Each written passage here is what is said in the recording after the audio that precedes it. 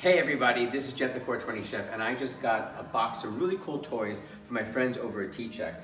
This is the new T-Check 2. This is probably one of the most important tools you can have if you're going to be making your own infused edibles. It's also great for tinctures, it's really great for concentrates. Pretty much anything that you want to test at home, this little device is pretty awesome.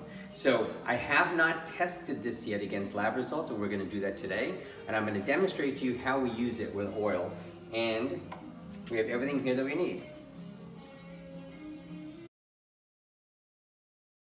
Okay, so here we are. We're going to put the T-Check 2 to the test.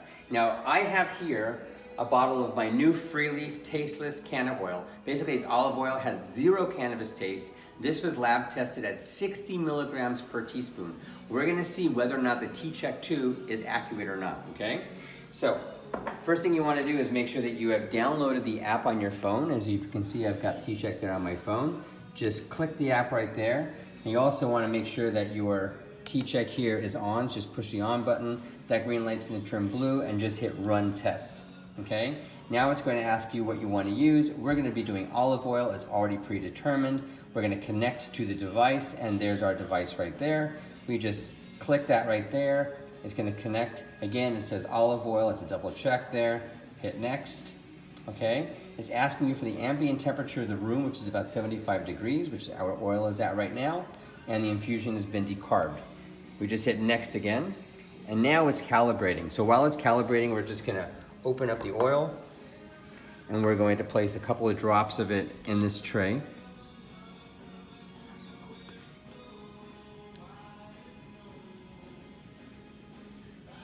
Okay, there we go. And now we're gonna wait for it to ask us to place the tray in the machine.